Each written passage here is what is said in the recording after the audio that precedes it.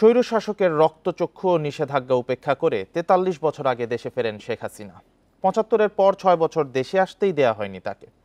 চরম প্রতিকূল পরিবেশে ফিরে বঙ্গবন্ধু কন্যার নেতৃত্বে ২১ বছর পর রাষ্ট্র ক্ষমতায় বসে আওয়ামী লীগ। বিশিষ্টজনেরা বলছেন, শেখ হাসিনা ফিরেছিলেন বলেই মুক্তিযুদ্ধের চেতনার উল্টো পথে হাঁটা বাংলাদেশ আজ উন্নয়নের রোল মডেল। এক রাতেই সব শেষ। তারও ১০ দিন পর বঙ্গবন্ধু হত্যার খবর জানতে পারেন ভারতের প্রধানমন্ত্রী ইন্দিরা গান্ধীর কাছে। ৭৫-এর ১৫ই আগস্ট পরিবারের সবাইকে হারানোর পরও ৬ বছর নির্বাসনে থাকতে হয় শেখ হাসিনা ও শেখ রেহানাকে। ১৯৮১ সালের ফেব্রুয়ারিতে বঙ্গবন্ধু কন্যা শেখ হাসিনাকে তার অনুপস্থিতিতেই আওয়ামী লীগের সভাপতি নির্বাচিত করা হয়। এরপর মৃত্যু ঝুঁকি নিয়েই ১৭ই মে দেশে ফেরেন শেখ হাসিনা। তাকে স্বাগত জানাতে বিমানবন্দর থেকে শেরেবাংলা নগর পর্যন্ত নামে লাখো জনতার ঢল। বঙ্গবন্ধু হত্যার বিচার ও জিয়াউর রহমানের পতনের স্লোগানে কেঁপে ওঠে রাজপথ। শেখ হাসিনাকে গৌরব দেওয়ার জন্য সেদিন তাকে সভাপতি বানিয়েছিল আমার মনে হয় নাই। আওয়ামী লীগ তার নিজস্ব সংকটের একটা আপাত সমাধান হিসাবে, ঐক্যের প্রতীক হিসাবে আমাদের মাননীয় প্রধানমন্ত্রী বঙ্গবন্ধুর কন্যা তিনি সমাসীন হন। ৮১ সনের ১৭ই মে যেদিন আসলেন সেদিন আমরা যাচ্ছি, মুষলধারে বৃষ্টি ছিল, জোরো হাওয়া ছিল। আমাদের স্লোগান ছিল, শেখ হাসিনা আসছে, জিয়ার গদি কাঁপছে। ইতিহাসের প্রয়োজনে শেখ হাসিনা আওয়ামী লীগের সভাপতি হয়েছিলেন। আবার ইতিহাসের প্রয়োজনেই আজকে বাংলাদেশ আবার নতুন ইতিহাস তৈরি করেছেন পিতা বঙ্গবন্ধুর মতোই। সেই থেকে ৪৩ বছর ধরে আওয়ামী লীগের সভাপতির দায়িত্ব পালন করছেন শেখ হাসিনা। তার নেতৃত্বেই ৫ বার রাষ্ট্র ক্ষমতায় আসে আওয়ামী লীগ। প্রধানমন্ত্রী হন বঙ্গবন্ধু কন্যা। স্বজন হারানোর বেদনা আর বঙ্গবন্ধুর সোনার বাংলার স্বপ্নের পুঁজি নিয়ে দেশকে উন্নয়নের পথে এগিয়ে নিচ্ছেন প্রধানমন্ত্রী। জেনারেল জিয়ার নেতৃত্বে আমরা পাকিস্তানের দিকে যে অগ্রসর হচ্ছিলাম, যেটাকে পাকিস্তানাইজেশন বলা যায়, সেইটা শেখ হাসিনা এসে রুখবেন। আমরা আরও আশা করেছিলাম যে ৪ মূলনীতি ফিরিয়ে আসবে। আজকে ৪৩ বছর পরে মনে হচ্ছে আমাদের অনেক আশাই তো সফল হয়েছে। আজকে এমন একটা জায়গায় পৌঁছেছেন তিনি যেখানে আমরা বলি যে সব কিছুরই বিকল্প আছে, শেখ হাসিনার বিকল্প নেই। ২১শে আগস্ট গ্রেনেড হামলা সহ কমপক্ষে ১৯ বার শেখ হাসিনাকে হত্যার চেষ্টা করা হয়েছে। সব ষড়যন্ত্র নস্যাৎ করে বাংলাদেশকে মধ্যমায়ের দেশে পৌঁছে দিয়েছেন শেখ হাসিনা।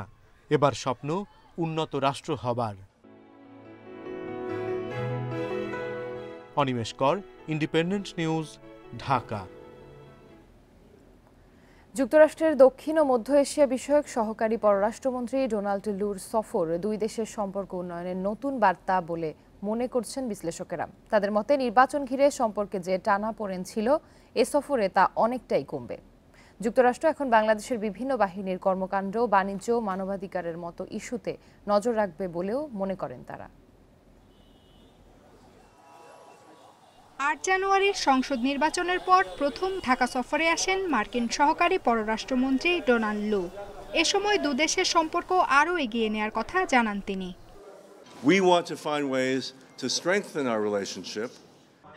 বিশ্লেষকরা বলছেন, বাংলাদেশের নির্বাচন ঘিরে নানা তৎপরতার পর কিছুদিন নীরব ছিল যুক্তরাষ্ট্র। ডোনাল্ড লু সফরের মধ্য দিয়ে আবার সক্রিয় হলো ওয়াশিংটন। এবার বাণিজ্য, মানবাধিকার ও ইন্দো প্যাসিফিক সম্পর্কের কথা বলছে তারা। সাবেক পররাষ্ট্র সচিব তৌহিদ হোসেন বলেন, পছন্দমতো নির্বাচন না হলেও যুক্তরাষ্ট্র সম্পর্ক এগিয়ে নিতে ইচ্ছুক। এ সফরে সেটি স্পষ্ট হয়েছে। যেহেতু তাদের পছন্দমতো নির্বাচন হয় নাই, কাজেই তারা একেবারে হাত গুটিয়ে বসে থাকবে, বাংলাদেশের সাথে কোনো সম্পর্ক রাখবে না, তা তো হয় না। তাদেরও স্বার্থ আছে, আমাদেরও স্বার্থ আছে। তো সেই হিসেবে ন্যাচারালি আমি প্রত্যাশা করবো যে তারা চাইবে যে স্বাভাবিক যে সব ইস্যুজ আছে সম্পর্কের মধ্যে, সেগুলিকে যেন এগিয়ে নিয়ে যাওয়া যায়। আরেক বিশ্লেষক অধ্যাপক মোহাম্মদ কামাল উদ্দিন জানান, দুদেশের সম্পর্ক ছেদের কারণ নেই। যুক্তরাষ্ট্র এখন বাংলাদেশের বিভিন্ন বাহিনীর কর্মকাণ্ড, বাণিজ্য, বিনিয়োগ এবং মানবাধিকারের মতো ইস্যুতে নজর রাখবে বলেও মনে করেন তিনি। একটা ইলেকশন হয়ে গেছে, ইলেকশনের পরবর্তীতে দুইটি রাষ্ট্রের মধ্যে উত্তেজনা ছিল। এটির মানেই হচ্ছে যে এই না যে দুইটি রাষ্ট্রের মধ্যে সম্পর্ক ছেদ হয়েছে। আমাদের নির্বাচন একটা ইস্যু, এর বাইরেও আমাদের ইস্যু আছে, আমাদের বাণিজ্যের বিষয় আছে। এই সকল বিষয়গুলো যদি ছেদ হয় তাহলে শুধু যে বাংলাদেশের লস হবে তাই না, যুক্তরাষ্ট্রেরও লস হবে। যুক্তরাষ্ট্র বাংলাদেশের উন্নয়ন অংশীদার ও পুরনো বন্ধু, তাই কোনো একটি ইস্যুতে এই সম্পর্ক থেমে যাবে না বলেও মনে করেন বিশ্লেষকরা। Afsana Afroz Jui, Independent News, Dhaka. Dhaka Washington সম্পর্কের গভীরতা ডোনাল্ড লুর বক্তব্যেই স্পষ্ট বলে মন্তব্য করেছেন আওয়ামী লীগ সাধারণ সম্পাদক ওবায়দুল কাদের। বৃহস্পতিবার দুপুরে তেজগাঁওয়ে আওয়ামী লীগ সভাপতি ও প্রধানমন্ত্রী শেখ হাসিনার স্বদেশ প্রত্যাবর্তন দিবসের অনুষ্ঠানে একথা বলেন তিনি। স্বরাষ্ট্রমন্ত্রী বলেন, শেখ হাসিনার নেতৃত্বেই দেশ ও গণতন্ত্র শৃঙ্খলা ফিরে পেয়েছে। সপরিবারে বঙ্গবন্ধুকে হত্যাকাণ্ডের প্রায় ৬ বছর পর ১৯৮১ সালের ১৭ই মে ভারত থেকে দেশে ফেরেন বঙ্গবন্ধু কন্যা শেখ হাসিনা। তার স্বদেশ প্রত্যাবর্তন দিবস উপলক্ষে রাজধানীর তেজগাঁয়ে বিশেষ অনুষ্ঠানের আয়োজন করে আওয়ামী লীগ। এতে যোগ দেন দলের সাধারণ সম্পাদক সহ কেন্দ্রীয় নেতারা। প্রধানমন্ত্রী ও আওয়ামী লীগ সভাপতি শেখ হাসিনার যোগ্য নেতৃত্ব ও প্রজ্ঞার কথা তুলে ধরে বলেন, তার ফিরে আসায় শৃঙ্খলা ফিরেছে দেশের গণতান্ত্রিক ব্যবস্থায়। সেদিন সবাই লাখো মানুষের ঢল নামেছিল এই তারগাঁও বিমানবন্দরে, বৃষ্টি ঝড় উপেক্ষা করে। সেদিন আমরা দেখেছিলাম বঙ্গবন্ধু কন্যা যখন আসলেন, সবাই তাকে যেমনভাবে রিসিভ করছিলেন। গ্রামের প্রত্যন্ত অঞ্চলেও তিনি যখন গিয়েছেন জড়িয়ে ধরে বলছেন, এই তো শেখের বেটি আসছে, আর কেউ দাবায় রাখতে পারবে না আমাদেরকে। এ সময় বাংলাদেশের সাথে যুক্তরাষ্ট্রের সম্পর্ক নিয়ে বিএনপির মহাসচিব মির্জা ফখরুলের বক্তব্য ভিত্তিহীন বলে মন্তব্য করেন ওবায়দুল কাদের। ডোনাল্ড লুর বক্তব্যেই ঢাকা ওয়াশিংটন সুসম্পর্কের বিষয়টি স্পষ্ট বলেও উল্লেখ করেন আওয়ামী লীগের সাধারণ সম্পাদক। ডোনাল্ড লু, যিনি সহকারী পররাষ্ট্র, তার বক্তব্য কি ফখরুল সাহেব শুনাননি? ফখরুলের প্রশ্নের জবাব মিস্টার ডোনাল্ড লু তার বক্তব্যে পরিষ্কার। দেশের ধারাবাহিক উন্নয়নে বিএনপি ঈর্ষান্বিত হয়ে নানা ধরনের বক্তব্য দিচ্ছে বলেও অভিযোগ করেন তিনি। দিনটি উপলক্ষে সুবিধাবঞ্চিত শিশুদের মাঝে খাদ্য সামগ্রী বিতরণ করা হয়। নুরসেলিনা শিউলি, ইন্ডিপেন্ডেন্ট নিউজ, ঢাকা।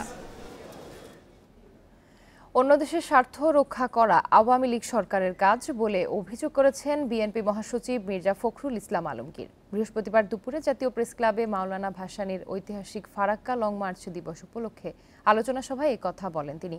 বিএনপি মহাসচিব দাবি করেন, সবসময় বাংলাদেশকে নিয়ন্ত্রণে রাখতে চায় ভারত।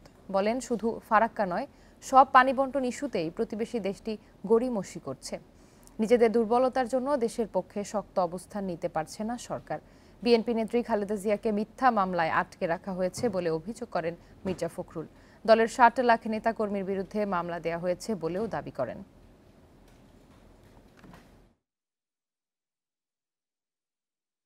দখলদারিত্ব নিয়ে ক্ষমতায় বসে আছে, যাদের একমাত্র কাজ হচ্ছে যে তারা তাদের স্বার্থ এবং তাদের প্রভুদের স্বার্থকে রক্ষা করার জন্য তারা আজকে জনগণের উপর নির্যাতন নিপীড়ন চালিয়ে যাচ্ছে। তারা কখনোই বাংলাদেশের জনগণের স্বার্থে সে একটা প্রকৃত স্ট্যান্ড নেওয়া, সেই স্ট্যান্ডটা তারা নিতে ব্যর্থ হচ্ছে। উপজেলা নির্বাচনে দ্বিতীয় ধাপে ভোটের মাঠে প্রচারণায় সরব প্রার্থীরা। উৎসব মুখর পরিবেশে চলছে গণসংযোগ ও পথসভা। বরিশালের হিজলায় চেয়ারম্যান পদে লড়ছেন আপন দুই ভাই আর চাচা ভাতিজা। এ নিয়ে ভোটারদের আগ্রহ তুমুল। এদিকে চাঁদপুরের শাহরাস্তি উপজেলায় দুই চেয়ারম্যান প্রার্থীর বিরুদ্ধে হলফনামায় তথ্য গোপনের অভিযোগ উঠেছে। আগামী ২১ মে বরিশালের হিজলা ও মুলাদি উপজেলায় দ্বিতীয় ধাপের নির্বাচন। তবে সবার নজর হিজলা উপজেলায়। এই উপজেলায় দুই পরিবার থেকে প্রার্থী হয়েছেন ৪ জন। উপজেলা আওয়ামী লীগের সভাপতি বড় ভাই সুলতান মাহমুদ টিপু শিকদারের প্রতিদ্বন্দ্বী তারই ভাই উপজেলা আওয়ামী লীগের সম্পাদক আলতাফ মাহমুদ দীপু শিকদার। অন্যদিকে চাচা দিলওয়ার হোসেন ফারুক ঢালির বিপরীতে প্রার্থী তার ভাতিজা নুরুল ইসলাম রাজু ঢালি। হয়তোবা চাচা ভাতিজার সাথে একই মঞ্চে দাঁড়াবেন, আপনারা দেখতে পাবেন ইনশাআল্লাহ। দুজনে আমার ভাই, আমি দুজনের কাছে দুজনের সাথে কথা বলি, কোনো সমস্যা নেই। আমি চেষ্টা করতেছি দুজনকে এক করার। চাঁদপুরের শাহরাস্তি উপজেলা নির্বাচনে চেয়ারম্যান পদে নবীন প্রবীণের ভোটের লড়াই। প্রচারণায় ব্যস্ত সময় কাটালেও দুই চেয়ারম্যান প্রার্থী ওমর ফারুক রুমী ও মকবুল হোসেন পাটোয়ারির বিরুদ্ধে হলফনামায় তথ্য গোপনের অভিযোগ রয়েছে। প্রতিদ্বন্দ্বী প্রার্থী ওনার বিরুদ্ধে দুটি ফৌজদারি মামলা রয়েছে। এ বিষয়ে আমার বিশ্বাস আমাদের নির্বাচন কমিশন বিষয়টি খতিয়ে দেখবেন। চাঁপাইনবাবগঞ্জের শিবগঞ্জেও চলছে প্রার্থীদের প্রচারণা। নির্বাচন সুষ্ঠু করতে সব ধরনের ব্যবস্থা নেওয়া হয়েছে জানিয়েছেন কর্মকর্তারা। সকলের সহযোগিতা কিন্তু প্রয়োজন একটি অবাধ এবং সুষ্ঠু অংশগ্রহণমূলক একটি নির্বাচন সম্পন্নের জন্য। আমরা এই বিষয়ে প্রচারণা করছি এবং সকলের সহযোগিতা আমরা নিশ্চয়ই পাবো আমরা এই ২১ তারিখের এই নির্বাচনে। আগামী ২১ মে দ্বিতীয় ধাপে ভোট হবে ১৫৭টি উপজেলায়। সোহেলি জাহান, ইন্ডিপেন্ডেন্ট নিউজ। সপ্তম শ্রেণীর বইয়ে আলোচিত শরীফ শরীফার গল্প বাদ দেয়া হচ্ছে। গল্পে ব্যবহৃত ১৯টি শব্দ সমাজ ব্যবস্থার সঙ্গে সঙ্গতিপূর্ণ নয় বলে মত দিয়েছেন বিশেষজ্ঞ কমিটি। তবে হিজড়াদের নিয়ে মানবিক গল্প পাঠ্য বইয়ে সংযুক্ত করার সুপারিশ তাদের। সম্প্রতি এ সংক্রান্ত প্রতিবেদন জমা পড়েছে শিক্ষা মন্ত্রণালয়ে। শিগগিরই এ বিষয়ে চূড়ান্ত সিদ্ধান্ত হবে। চলতি বছর ষষ্ঠ থেকে নবম শ্রেণী পর্যন্ত নতুন শিক্ষাক্রমে পড়াশোনা চলছে। তবে বছরের শুরু থেকেই বিভিন্ন বিষয় নিয়ে শুরু হয় সমালোচনা। সবচেয়ে বেশি সমালোচনা সপ্তম শ্রেণীর ইতিহাস ও সমাজবিজ্ঞান বইয়ের শরীফ শরীফার গল্পটি নিয়ে, যার বিচার বিশ্লেষণের জন্য একটি বিশেষজ্ঞ কমিটি করে দেয় শিক্ষা মন্ত্রণালয়। জমা দেয়া প্রতিবেদনে গল্পটি বাদ দেওয়ার সুপারিশ করেছে কমিটি। শরীফ শরীফার গল্পে ১৯টি এবং শিক্ষা সহায়িকায় ২৪টি শব্দ সমাজ ব্যবস্থার সাথে সঙ্গতিপূর্ণ নয় বলে মত দেয়া হয়েছে, যা বাদ দিলে আর গল্পই থাকে না। সেজন্য পুরো গল্প বাদ দিয়ে সমাজে হিজড়াদের অধিকারের বিষয়ে সচেতন করতে মানবিক গল্প সংযুক্ত করার সুপারিশ করেছে কমিটি। রিপোর্টটা দেওয়া হয়েছে মন্ত্রণালয় থেকে আমাকে যেভাবে নির্দেশনা দিবেন বা রিপোর্টটা যদি আমার কাছে দিয়ে দেন তখন আমি অনুযায়ী ব্যবস্থা নিব। এছাড়াও ষষ্ঠ থেকে নবম শ্রেণী পর্যন্ত ১৪৭টি ভুল চিহ্নিত করেছে এনসিটিবি। এসব ভুলের বিষয়ে স্কুলগুলোকে এরই মধ্যে জানানো হয়েছে। গত সপ্তাহে পাঠাইছি, চলে যাওয়ার কথা, ইতিমধ্যে সব স্কুল জানার কথা। রিমোট এরিয়া দুই একটা স্কুল না জানতে পারে, এটা আমরা বিগত দিনেও দেখেছি। মহাপরিচালক বরাবর এগুলো পাঠায়, ওনারা দ্রুত স্কুলে এটা সার্কুলেট করে দেন। শিক্ষা গবেষকরা বলছেন পাঠ্য বইয়ে অসঙ্গতি ও ভুল বেশি হচ্ছে। গাফিলতির সাথে জড়িতদের বিরুদ্ধে ব্যবস্থা নিতে হবে। পাঠ্যপুস্তকে প্রতিবার ভুল হচ্ছে, প্রতিবার অনেক প্রশ্ন আসছে, কিন্তু একজনকে কোনো দৃষ্টান্তমূলক পানিশমেন্ট হয়েছে? পানিশমেন্ট হয় না বলেই এই জিনিসগুলো হয়। এবং এখানে একটি গ্রুপ মনে হয় বিতর্ক তৈরি করার জন্যই এই ভুলগুলো নিয়ে আসে, যে কেননা দেখে যে কোনো এখানে শাস্তিমূলক ব্যবস্থা গ্রহণ করা হয় না। নতুন শিক্ষাক্রমের মূল্যায়ন পদ্ধতি নিয়েও নানা সমালোচনা, যা এখনো চূড়ান্ত করতে পারেনি শিক্ষা মন্ত্রণালয়। নূরে আলম, ইন্ডিপেন্ডেন্ট নিউজ, ঢাকা। দেশের জনসংখ্যার 23.5% ভুগছে উচ্চ রক্তচাপে। 4 কোটিরও বেশি মানুষ এই রোগে ভুগলেও 50%ই জানেন না তারা এই রোগে আক্রান্ত। সরকারের অসংক্রামক রোগ নিয়ন্ত্রণ বিভাগের তথ্য মতে 36% রোগী ওষুধ সেবন করলেও 86%-এরই নিয়ন্ত্রণে নেই রক্তচাপ। ফলে বাড়ছে হৃদরোগ, স্ট্রোক, কিডনি বিকলের মতো শারীরিক জটিলতা। হৃদরোগ ইনস্টিটিউটের 15 নম্বর ওয়ার্ডে চিকিৎসা নিচ্ছেন মোহাম্মদপুরের বাসিন্দা 47 বছর বয়সী আসলাম। উচ্চ রক্তচাপের ওষুধ সেবনে অনিয়ম করায় গত সপ্তাহে হার্ট অ্যাটাক করেন। পাশেই চিকিৎসা নিচ্ছেন কামরাঙ্গীচরের বাসিন্দা হাবিবুর রহমান। কখনো প্রেসার মাপেননি। আক্রান্ত হওয়ার পর জানতে পারেন তিনি ভুগছেন উচ্চ রক্তচাপে। নিচে 110, 120 হয়ে যায়, উপরে 40, 50 আমার প্রেসার থাকে এরকম। কোনোদিন প্রেসার মাপি নেয় আর দেখিও নাই, বা ডাক্তারের কাছেও যাইনি। ওই স্ট্রোক করার পরে আর কি চিকিৎসকরা জানালেন হৃদরোগ নিয়ে অনেক রোগী ভর্তি হন যাদের রক্তচাপ নিয়ন্ত্রণে নেই। এ বিষয়ে সচেতন না হওয়ায় কারো কারো অবস্থা সংকটাপন্ন হয়ে পড়ে। এই প্রেসারের সূত্রে খেলো, আবার একটু কমে গেল, দেখা গেল 3 দিন ধরে খেলো না। এই যে কম বেশি হচ্ছে, একবার কমে আবার বাড়ে, এর মধ্যে উনি একটা কমপ্লিকেশন নিয়ে আসার চান্সটা অনেক বেড়ে যায়। উচ্চ রক্তচাপ নিয়ন্ত্রণে না থাকলে হার্ট, কিডনি সহ শরীরের গুরুত্বপূর্ণ অঙ্গে জটিলতা সৃষ্টির আশঙ্কা থাকে। বিশেষজ্ঞরা সতর্ক করে বলেন, উচ্চ রক্তচাপে ভোগার পরও যদি কেউ চিকিৎসা না করান, রোগ নিয়ন্ত্রণে না রাখেন, তাহলে অন্ধত্বসহ বিভিন্ন প্রত্যঙ্গ অকার্যকর হতে পারে। কিডনি যত বিকল হচ্ছে তার প্রধান কারণ কিন্তু এই উচ্চ রক্তচাপ, এবং উচ্চ রক্তচাপ যেহেতু রক্তনালীর রোগ, শরীরের যেখানে রক্তনালী আছে সেখানেই প্রভাব ফেলে, রক্তনালীগুলোকে সংকুচিত করে ফেলে, বন্ধ করে ফেলে, যেগুলোকে আমরা পেরিফেরাল আর্টেরিয়াল ডিজিজ বলি। কাজে এক কথায় জীবনঘাতী, এবং সারা বিশ্বেই মোট মৃত্যুর 13% কিন্তু উচ্চ রক্তচাপ জড়িত জটিলতায় হয়ে থাকে। উচ্চ রক্তচাপ প্রতিরোধ করার জন্য খাদ্যাভ্যাসের পরিবর্তন ঘটাতে হবে। আমরা যদি বেশি ফ্যাটি ফুড খাই, আমরা গরুর মাংস, খাসির মাংস এগুলো যদি বেশি খাই, এগুলো কমাতে হবে আগের থেকে। আমাদের ফাস্ট ফুড এগুলো আমাদেরকে অ্যাভয়েড করতে হবে। বর্তমানে দেশে 60 বছরের বেশি জনগোষ্ঠীর 49% ভুগছে উচ্চ রক্তচাপে। Buddhadeb Kundu, Independent News, Dhaka. Bank ঋণের সুদের হার 14% বেশি হবে না বলে জানিয়েছেন বাংলাদেশ ব্যাংকের গভর্নর। এছাড়া ডিসেম্বরের মধ্যে দেশের রিজার্ভ সংকটের সমাধান হবে বলে আশ্বাস দিয়েছেন তিনি। বৃহস্পতিবার দুপুরে গভর্নরের সঙ্গে দেশের শীর্ষ ব্যবসায়ীদের বৈঠক শেষে একথা জানান এফবিসিসিআই এর সভাপতি। ডলারের দাম বৃদ্ধি এবং ঋণের সুদহার বাজারের উপর ছেড়ে দেয় বাড়তি চাপ পড়তে শুরু করেছে বিভিন্ন খাতে। এমন অবস্থায় বাংলাদেশ ব্যাংক গভর্নরের সাথে সার্বিক বিষয় নিয়ে বৈঠক করেন দেশের শীর্ষ ব্যবসায়ীরা। বৈঠক শেষে এফবিসিসিআই সভাপতি জানান, সুদহার 14% বেশি হবে না বলে ব্যবসায়ীদের আশ্বাস দিয়েছেন গভর্নর। সুদের হার বাড়ানোর ব্যাপারটা আমরা ওনাকে বলেছি, উনি বলেছে এটা মার্কেটের উপর আমরা ছেড়ে দিয়েছি। ডলার এক্সচেঞ্জ যেমন মার্কেটের উপর ছেড়ে দিয়েছি, সেটাও মার্কেটের উপর ছেড়ে দিয়েছি। উনি বলছে বিভিন্ন ব্যাংকের কস্টটা 6 to 7% to 8%, এর চাইতে বেশি না। সেজন্য উনি মনে করছেন যে 114 টাকার উপরে কোনো অবস্থাতে ব্যাংকের ইন্টারেস্ট যাওয়া উচিত না, সম্ভব না। কেন্দ্রীয় ব্যাংকের বারবার নীতি পরিবর্তনের কারণে ব্যবসায়ীরা ক্ষতিগ্রস্ত হচ্ছেন বলেও জানান তিনি। প্রজেক্ট করতে আমি যে একটা কস্ট করব 10%, এখন এটা 14% যদি হয়, অবশ্যই এটা আমার ব্যবসার পরিস্থিতি আমার হ্যাম্পার হচ্ছে, এটা অবশ্যই হচ্ছে। এখন উনি বলছে যে না, এটা আর হবে না। এছাড়াও ব্যাংকিং খাতের অস্থিরতা কমাতে স্থিতিশীল ও দীর্ঘমেয়াদের নীতি সিদ্ধান্ত নেওয়ার দাবি ব্যবসায়ীদের। এই ট্যাক্স থেকে বের হওয়ার জন্য একটা রোড ম্যাপ থাকে।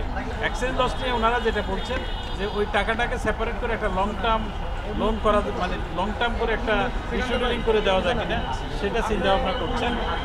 বৈঠকে 3 মাসের মধ্যে ব্যাংকিং পরিস্থিতি স্বাভাবিক হওয়ার পাশাপাশি ডিসেম্বরের মধ্যে রিজার্ভ সংকট দূর হবে বলে আবারও আশ্বস্ত করেছেন governor. Amirul Islam, independent News, Dhaka. সারা দেশে বাজারে এখন নতুন ধান ওঠা শুরু হয়েছে। এরই মধ্যে কুষ্টিয়ার বাজারে আবারও চালের দাম বেড়েছে কেজিতে 3 থেকে 5 টাকা পর্যন্ত। খুচরা ও ক্ষুদ্র ব্যবসায়ীদের অভিযোগ, বাজার তদারকির অভাবে বড় মিল মালিক ও কর্পোরেট ব্যবসায়ীরা ইচ্ছে মতো নিয়ন্ত্রণ করছে চালের বাজার। দেশে চালের মোট চাহিদার 15% পূরণ হয় কুষ্টিয়ার খাজানগর চাল মুকাম থেকে। হাওড়াঞ্চল সহ বিভিন্ন এলাকায় নতুন ধান বাজারে আসলেও এখানে আবারও চালের দাম বেড়েছে কেজিতে 3 থেকে 5 টাকা পর্যন্ত। খুচরা বিক্রেতাদের অভিযোগ, নজরদারির অভাবে ইচ্ছেমতো চালের বাজার নিয়ন্ত্রণ করছে বড় বড় মিল মালিক ও কর্পোরেট ব্যবসায়ীরা, যার প্রভাব পড়ছে বাজারে। কোনো মিলে 66 টাকা বিক্রি হচ্ছে, কোনো মিলে আবার একই চাল 67-68 টাকা, তাদের ব্র্যান্ডের লোগো দিয়ে তারা 68 টাকা পর্যন্ত বিক্রি হচ্ছে। এই কর্পোরেট ব্যবসায়ীরা তারা আরো 10 বছর আগে থেকেই আস্তে আস্তে এই ব্যবসাটাকে করায়ত্ত করার চেষ্টা করতেছে। এসব অভিযোগ অস্বীকার করে মিল মালিকরা বলছেন, কুষ্টিয়া অঞ্চলে ধান কাটা শুরু হয়নি, এতে ধানের দাম বৃদ্ধি ও সংকটের কারণে বেড়েছে চালের দাম। এখন সরু ধান নাই, যার জন্য না থাকার কারণে আমাদের কাছে চাউলও, সরু ধানের চাউলও সেরকম নাই। আর যদিও যে পরিমাণে ধান পেতেছি, অনেক সরু ধানের দামও অনেক বেশি, আর ধানের দাম বেশি হলে পরে চালের দাম এমনি বেশি হয়ে যায়। জেলা কৃষি বিভাগ জানিয়েছে বাজারে ধানের কোনো সংকট নেই। আর তদারকি কর্মকর্তা বলছেন, কেউ কৃত্রিম সংকট তৈরি করে বাজার অস্থিরের চেষ্টা করলে নেওয়া হবে ব্যবস্থা। কৃষকদেরকে উন্নত জাতের বীজ দেওয়া হচ্ছে, সার দেওয়া হচ্ছে, আমাদের বিভিন্ন প্রযুক্তিগুলো, নতুন নতুন প্রযুক্তি দেওয়া হচ্ছে কৃষককে, যার ফলে কৃষকরা এই আধুনিক প্রযুক্তি ব্যবহার করে ধানের চাষ করার ফলেই আমাদের এই ধানের উৎপাদন বাড়ছে। স্টক একটু কমেছে, কিন্তু সংকট এটা বলা যাবে না।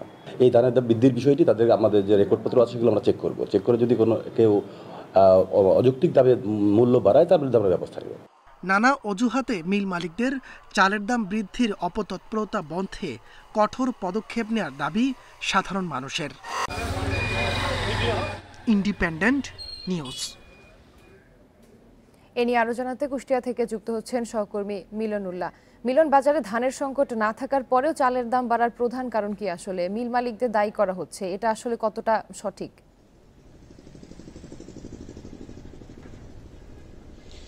হ্যাঁ, আসলে এই যে চালের বাজার যে প্রত্যেক বছরই কিছু কিছু সময় অস্থিরতার সৃষ্টি হয়, এই অস্থিরতার সৃষ্টির পিছনে যে জিনিসটা কিন্তু এই মিল মালিকদের সিন্ডিকেট বলেন আর মিল মালিকদের কারসাজি বলেন, এরকম একটা বিষয় কিন্তু সবসময় কাজ করে। কারণ এখন যে মৌসুমটি চলছে এটি কৃষি অধিদপ্তর যেটা বলছে যে মিনিকেট নামে কোনো চাল বাজারে নাই, কিন্তু মিনিকেট চালটি যে ধান, যে জাতের ধানের মিনিকেট বলে এরা চালায়, সেই জাতের ধানের কিন্তু এখন ভরা মৌসুম। এই গেল বৈশাখে কিন্তু এই মৌসুমের ধান কেটে তারা ঘরে তুলেছে। যদিও এই ধানের আবাদ কুষ্টিয়া অঞ্চলে হয় না, এই ধানের আবাদ হয় উত্তরবঙ্গের এই অঞ্চল থেকে, কিন্তু এই ধানটা এই কুষ্টিয়ার বাজারে আসে। তো সেই ধান কিন্তু কেটে ঘরে তোলা হয়েছে এবং সেই মিলাররা কিন্তু সেই ধান নিয়ে এসেছে, কিন্তু এবং এখন পর্যন্ত সেই আনার পরেও কিন্তু চালের যে বাজারে প্রভাব পড়া সেটা কিন্তু আমরা দেখিনি। এখন পর্যন্ত যে বাজার সেই একই অবস্থায় আছে। তো এরকম কিন্তু প্রত্যেকটি মৌসুম, ভরা মৌসুমে যখন চালের দাম কমার কথা তখন কিন্তু কমছে না, এর পিছনে কিন্তু সেই কারসাজিটি কাজ করে। তো এইসব বিষয়ে কিন্তু আমরা কথা বলেছিলাম কৃষি অধিদপ্তরের সাথে। তো কৃষি কর্মকর্তারা যেটা বলছে যে আসলে ধানের যে উৎপাদন, সেই উৎপাদনে কোনো ঘাটতি নাই এবং ধানের যে মজুদ তাতেও কিন্তু কোনো ঘাটতি নাই। তারপরেও কেন চালের বাজার অস্থিরতা কমে না সেটা কিন্তু তারা বলতে পারছে না। আমরা খাদ্য বিভাগের কর্মকর্তার সাথে কথা বলেছিলাম, কিন্তু বারংবারই খাদ্য বিভাগের কর্মকর্তা যারা আছে তারা কিন্তু একই গদবাঁধা কথা বলে যে আসলে মজুদ ঠিক আছে, কিন্তু তারপরে মিলারদেরকে তারা দায়ী করে। খুচরা বিক্রেতারা তারা বলছেন যে আসলে তাদের যে অবস্থান সেখান থেকে বাজার অস্থিতিশীল করা তাদের কোনো সুযোগ নাই, যার ফলে কিন্তু ঘুরে ফিরে একই জায়গায় এসে কথা দাঁড়ায় যে মিল মালিক, এই মিল মালিকদের কাছ থেকে কিন্তু চালের বাজারটা অস্থির হয় বলে খুচরা বিক্রেতারাও জানিয়েছে। কিন্তু আসলে মিল মালিকরা বলতেছে যে আসলে বাজারের যে চাল বা মাঠের যে ধান এখনো তাদের গোডাউনে আসেনি, যার কারণে কিন্তু তারা এখন পর্যন্ত যে ধানের সংকট, সেই ধানের সংকট রয়ে গেছে, যার ফলে বেশি দামে ধান কিনে চাল উৎপাদন করার কারণে কিন্তু তাদেরকে চালের দাম বেশি রাখতে হচ্ছে। কিন্তু আসলে এখন এই বৈশাখ মাস গেল, মিনিকেট জাতের যে ধান তারা বলে যে এটা মিনিকেট, এই ধান থেকে চাল উৎপাদন হয়, সেই ধানটি কিন্তু এখন কৃষকের ঘরে আর নেই, এটা কিন্তু এখন মিলারদের হাতে। তারপরেও কিন্তু তার প্রভাব চালের বাজারে পড়ছে না এবং এই প্রত্যেক বছর আমরা দেখেছি যে অন্যান্য সময় চালের দাম বাড়তে থাকলেও এই সময়টা কিন্তু চালের দাম নিম্নমুখী হয়, কিন্তু এখন পর্যন্ত তার কোনো প্রভাব বাজারে পড়েনি। বাজারে আগে যে অবস্থা ছিল সেরকমই মিনিকেট নামের যে চিকন চাল বা সরু চাল বলা হয়, যে মিনিকেট নামে পরিচিত, সেটি কিন্তু আজকের বাজার পর্যন্ত আমরা দেখেছি 66, 67, 68 টাকা কেজি দরে বিক্রি হচ্ছে, যার কারণে কিন্তু আসলে বাজারে তার এই যে চালের যে প্রভাব, এটার কিন্তু কোনো মানে ধানের যে নতুন ধান ওঠার যে প্রভাবটা বাজারে থাকার কথা সেটা কিন্তু এখনো নাই। তো এই ছিল কুষ্টিয়া থেকে আমার কাছে চালের বাজারের সর্বশেষ সংবাদ। কুষ্টিয়া থেকে চালের দাম নিয়ে জানাচ্ছিলেন সহকর্মী মিলন উল্লাহ। চট্টগ্রামের বে টার্মিনালে প্রায় 12,000 কোটি টাকা বিনিয়োগ করছে আবুধাবি পোর্টস গ্রুপ। বৃহস্পতিবার বিকেলে এ নিয়ে রাজধানীতে তাদের সঙ্গে চট্টগ্রাম বন্দর কর্তৃপক্ষের একটি সমঝোতা স্মারক সই হয়। এ সময় নৌ পরিবহন প্রতিমন্ত্রী খালেদ মাহমুদ চৌধুরী বলেন, বে টার্মিনাল নির্মাণ হলে চট্টগ্রামে পণ্যবাহী জাহাজগুলোকে জোয়ার ভাটার জন্য আর অপেক্ষা করতে হবে না। আধুনিক সব সুবিধা নিয়ে চট্টগ্রামে নির্মাণ হচ্ছে বে টার্মিনাল। বর্তমান বন্দরের চেয়ে প্রায় 4 গুণ বড় এই বে টার্মিনালে বিনিয়োগ করছে সংযুক্ত আরব আমিরাতের আবুধাবি পোর্টস গ্রুপ, যা এডি পোর্টস গ্রুপ নামেই বেশি পরিচিত। প্রকল্পের অধীন মাল্টিপারপাস টার্মিনাল নির্মাণ কার্যক্রম শুরু হচ্ছে, যাতে প্রায় 12,000 কোটি টাকা বিনিয়োগ করছে এডি পোর্টস গ্রুপ। এ বিষয়ে এডি পোর্টস গ্রুপের সঙ্গে আনুষ্ঠানিক চুক্তি করে চট্টগ্রাম বন্দর কর্তৃপক্ষ। প্রকল্পের মাল্টিপারপাস টার্মিনাল নির্মাণ নিয়ে একটি সমঝোতা স্মারকও সই হয়েছে। নৌ প্রতিমন্ত্রী বলেন, বে টার্মিনাল নির্মাণ হলে 24 ঘন্টা জাহাজ আসা যাওয়া করতে পারবে। এই বে টার্মিনালের এই মাল্টিপারপাস টার্মিনাল হয়ে যাবে। বে টার্মিনাল প্রতিষ্ঠিত হলে আর জোয়ার ভাটার জন্য অপেক্ষা করতে হবে না, 24 ঘন্টা আমাদের জাহাজ আসা যাওয়া করবে। এর মধ্য দিয়ে চট্টগ্রাম বন্দর অন্য ধরনের একটি উচ্চতায় চলে যাবে। নৌ প্রতিমন্ত্রী আরও বলেন, আগামী বছর পায়রা বন্দর থেকে পণ্য খালাস শুরু হবে। আমরা মাতারবাড়িতে গভীর সমুদ্র বন্দর আমরা পেতে যাচ্ছি। এবং সেই কার্যক্রম চলমান আছে। এবং এই গভীর সমুদ্র মধ্যে মাতারবাড়ি যখন কার্যক্রম শুরু হয়ে যাবে তখন আমাদের এই সিঙ্গাপুর এবং কলম্বোর উপরে সেই নির্ভরশীলতা থাকবে না। এই মাতারবাড়ি শুধু বাংলাদেশ নয়, এই আঞ্চলিক একটি হাবে পরিণত হবে। দেশের অন্যতম মেগা প্রকল্প চট্টগ্রাম বে টার্মিনাল বহুমুখী ব্যবহারের উপযোগী করেই টার্মিনালটি নির্মিত হচ্ছে। Mahmudul Hasan, Independent News, Dhaka. কম হারে নয়, পূর্ণ হারেই ভ্যাট বসছে মেট্রো রেলের ভাড়ায়। জুলাই থেকেই যাত্রীদের টিকিটের মূল্যে দিতে হবে 15% ভ্যাট। আসছে বাজেটে প্রস্তাব করতে যাচ্ছে জাতীয় রাজস্ব বোর্ড এনবিআর। সম্প্রতি প্রধানমন্ত্রীর সঙ্গে বাজেট বৈঠকে মেট্রো রেলের ভাড়ায় ভ্যাট আরোপের প্রসঙ্গ উপস্থাপন করেন এনবিআর কর্মকর্তারা। তারা বলছেন, কম হারে ভ্যাট নেয়ার কোনো নির্দেশনা দেননি প্রধানমন্ত্রী, তাই 15% হারেই ভ্যাট আরোপের প্রস্তাব করা হবে। যাত্রীর স্বার্থ বিবেচনায় 2022 সালের 28 ডিসেম্বর থেকে মেট্রো রেলের ভাড়ায় ভ্যাট অব্যাহতি দেয় এনবিআর। জুন পর্যন্ত বহাল থাকছে সেই সুবিধা। সম্প্রতি ভ্যাট অব্যাহতির মেয়াদ বাড়াতে এনবিআরকে চিঠি দেয় মেট্রো রেল কর্তৃপক্ষ, তবে আবেদন আমলে নিচ্ছে না এনবিআর। তাদের দাবি, উন্নয়ন চাহিদা অনুযায়ী রাজস্ব বাড়াতে সব খাতেই কর ছাড় কমানো হচ্ছে।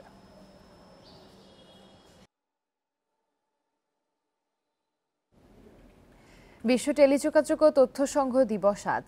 টেলিকম খাতের 8ম বৃহত্তম দেশ বাংলাদেশও পালন করছে দিনটি। এবারের প্রতিপাদ্য ডিজিটাল উদ্ভাবন, টেকসই উন্নয়ন। বিশেষজ্ঞরা বলছেন, প্রযুক্তি খাতের সম্ভাবনা কাজে লাগাতে ব্যবসাবান্ধব পরিবেশ তৈরি করতে হবে। ভিশন 2041 বাস্তবায়নে প্রস্তুতি চলছে বলে জানিয়েছেন টেলিযোগাযোগ প্রতিমন্ত্রী।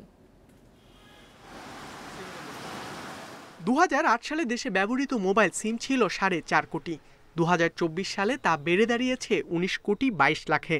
বর্তমানে ইন্টারনেটের গ্রাহক 13 কোটি 47 লাখ, যা 16 বছর আগে ছিল মাত্র 36 লাখ। 99% মোবাইল ফোন সেটই এখন দেশে তৈরি হয়। বেড়েছে অপটিক্যাল ফাইবারের বিস্তৃতি। সেবার মান বাড়িয়েছে বঙ্গবন্ধু স্যাটেলাইট। বিটিআরসির হিসাবে 22 বছরে টেলিযোগাযোগ খাত থেকে রাজস্ব আয় 77,000 কোটি টাকার বেশি।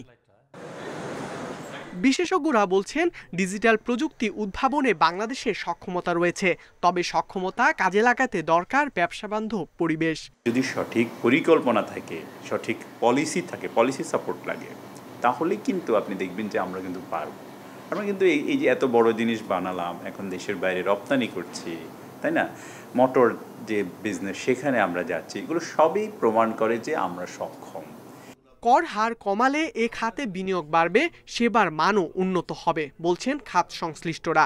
আমাদের ইন্ডাস্ট্রি স্পেসিফিক ট্যাক্সগুলো এবং যেগুলো কিনা অন্যান্য দেশের তুলনায় আনুপাতিক হারে বেশ বেশি, আমরা আসলে যার কারণে আমাদের যে অর্জিত যে মুনাফাগুলো, সেখান থেকে আমরা কোয়ালিটি ইমপ্রুভ করার জন্য, নতুন ডিজিটাল ইনোভেশনের জন্য, উদ্ভাবনের জন্য কিন্তু আমরা সঠিকভাবে আমরা বিনিয়োগ করতে পারছি না।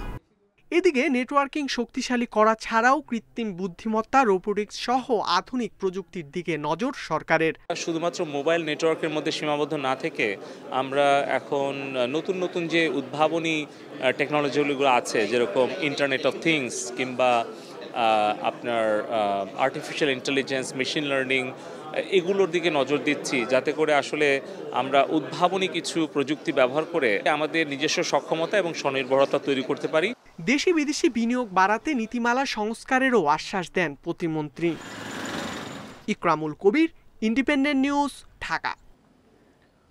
গত 3 বছরে কয়েকবার একাধিক প্রকল্প হাতে নিয়েও মশা নিধনে কার্যকর কিছু করতে পারেনি যশোর পৌরসভা। এতে সব ঋতুতেই মশার উপদ্রব আতঙ্কিত করে তুলছে শহরবাসীকে। জেলাতে ডেঙ্গুর প্রকোপ বেশি হলেও বরাদ্দের অভাবে আপাতত সমাধানের পথ দেখছেন না পৌর কর্তৃপক্ষ। সাধারণত এপ্রিল থেকে জুলাই 4 মাস তুলনামূলক বেশি থাকে মশার প্রকোপ। যশোরে গত 4 বছর ধরে শহর ও গ্রামে মশার উপদ্রব প্রকট হয়েছে। গ্রীষ্মবর্ষাকালীন মশার উপদ্রব এখন সারা বছর। মশার জ্বালাতন থেকে রক্ষায় দিনে মশারি বা কয়েল জ্বালিয়ে, এমনকি দরজা জানালায় নেট ব্যবহারেও মিলছে না প্রতিকার, বরং মশার উপদ্রব পৌঁছেছে আতঙ্কের পর্যায়ে। দিনের বেলায়ও মশার জ্বালায় চলাচল করা যাচ্ছে না এবং ঘরে বসা যাচ্ছে না।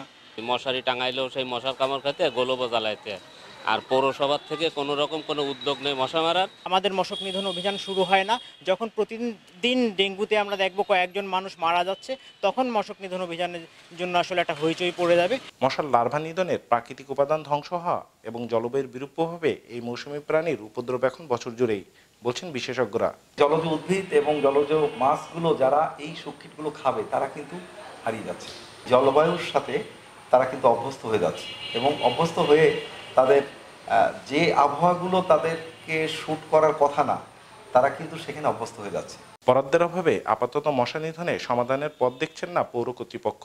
আমাদের এখন মে মাস, জুন মাসে হচ্ছে যে আমাদের বাজেট পেশ হবে, জুন মাসের বাজেটের পরে আমরা হচ্ছে যে এই মশা ক্রাশ প্রোগ্রামে আমরা নামবো। গত বছর যশোরে ডেঙ্গু আক্রান্ত হয়ে 11 জনের মৃত্যু হয়। এর আগে 2019 সালে মৃত্যু হয়েছিল 17 জনের। জিয়াউল হক, ইন্ডিপেন্ডেন্ট নিউজ, যশোর।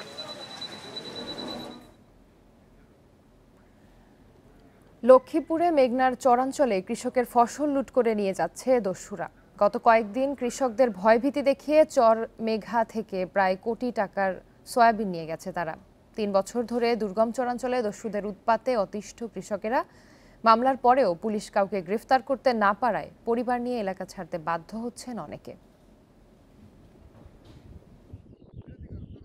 লক্ষ্মীপুর সদর উপজেলার দ্বীপ চরমেঘায় দীর্ঘদিন ধরে চাষাবাদ করে আসছেন 2 শতাধিক কৃষক। এবারও প্রায় 500 একর জমিতে আবাদ হয়েছে সয়াবিন, বাদাম, ডাল, ধানসহ নানা ফসল। গত 8 মে খেতে সয়াবিন তুলতে গিয়ে বিপাকে পড়েন চাষিরা। তাদের অভিযোগ, ভোলার রাসেল খা, হালিম খা, মিন্টু খার নেতৃত্বে অর্ধ শতাধিক দস্যু কোটি টাকার ফসল লুট করে নিয়ে গেছে। রাসেল খা, মিন্টু খা, এরপরে দেখা গেছে হালিম খা, এরপরে শাহজালাল রাহুল, রহিদুল্লাহ দিদার, এগুলো এরাই মানে এই মানুষের এইগুলা করতেছে। সোয়াবিন উঠাইতে আইছি, তারা আমাকে দূরে মারপিট করে তারা আমাকে চর থেকে দূর করে দিয়েছে।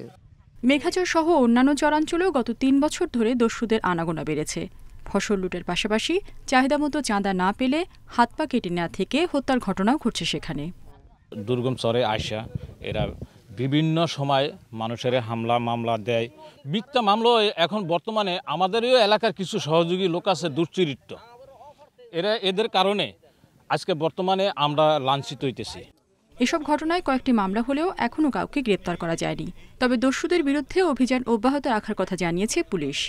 যে ভূমি যার দখলে রয়েছে, যে যেখানে ফসল রোপণ করেছেন, উনি আপাতত এটা উত্তোলন করবেন। কেউ কারো জমি দখল বা বেদখলের দিকে যাবে না। যদি যায় সেটা শক্তি প্রয়োগ, চাঁদাবাজি বা আরও যে সমস্ত বিষয়গুলো আছে ফৌজদারি অপরাধ, আমরা সেই দিকে বিষয়গুলো গণ্য করব। মেঘনার অন্তত 20টি চরে দস্যু দলের হামলা, লুটপাটের ঘটনায় নিঃস্ব হতে হচ্ছে নিম্ন আয়ের এসব মানুষকে। জীবন জীবিকা আতঙ্কমুক্ত করতে পদক্ষেপ চান ভুক্তভোগীরা। Independent news. দর্শক, আমরা এর আগের প্রতিবেদনে যেমনটি দেখেছিলাম যে যশোরে মশার উপদ্রব চরমে পৌঁছেছে। এপ্রিল থেকে জুলাইয়ের মধ্যে মশার উপদ্রবটি বেশি থাকে। তো এ নিয়ে জানাতে যশোর থেকে যুক্ত হয়েছেন সহকর্মী জিয়াউল হক। জিয়াউল হক, এই সময়টাতে মশার উপদ্রব অনেক বেশি থাকে, তো মশার নিধন বা নিয়ন্ত্রণে যে সমন্বিত প্রয়াস, সেখানে কি খুঁত দেখতে পাচ্ছেন আপনি?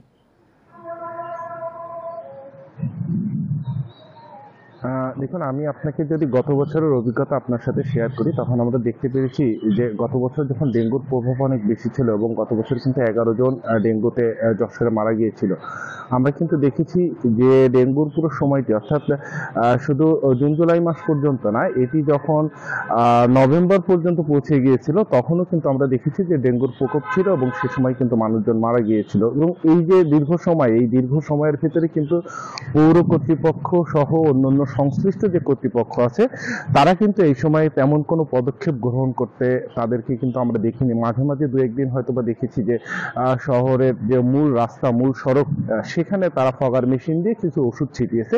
কিন্তু অন্য অলিগলি সহ আর যে সমস্ত সড়কগুলি আছে, সেখানে কিন্তু আসলে তারা একেবারেই যে ওষুধ ছেটানোর যে বিষয়টি, সেটি কিন্তু তারা করেনি। এবং গতবার কিন্তু তারা বলেছিল যে ভারত থেকে ওষুধ নিয়ে আসা হয়েছে, ভারতের কলকাতা থেকে কিন্তু তারা ওষুধ নিয়ে এসেছিল, এরকম কথা বলেছিল তারা, কিন্তু সেই ওষুধগুলো কিন্তু আসলে কাজ করেনি। গত 3 বছর ধরে বিভিন্ন প্রজেক্টের মাধ্যমে যশোর পৌর কর্তৃপক্ষ তারা মশা নিধনের যে প্রক্রিয়া চালিয়েছিল সেই প্রক্রিয়া কিন্তু এক প্রকার বলা যায় যে বিফল হয়েছে।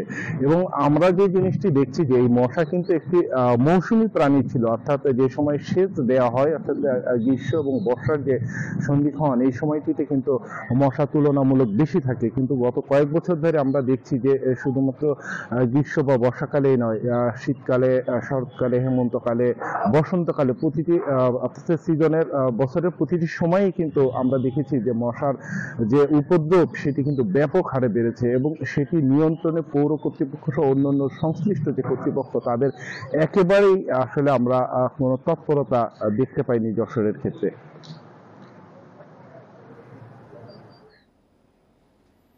মশার উপদ্রবে আতঙ্ক বিরাজ করছে যশোরে, যদিও পৌর কর্তৃপক্ষ বলছে আপাতত সমাধানের পথ তারা দেখতে পাচ্ছে না বরাদ্দের অভাবে। এই বিষয়ে জানাচ্ছিলেন সহকর্মী জিয়াউল হক। এই ছিল এখনকার সংবাদে। ইন্ডিপেন্ডেন্ট টেলিভিশনের সব খবর আরো বিস্তারিত জানতে চোখ রাখুন ফেসবুক, ইউটিউব, এক্সে। সাথে থাকার জন্য ধন্যবাদ সবাইকে।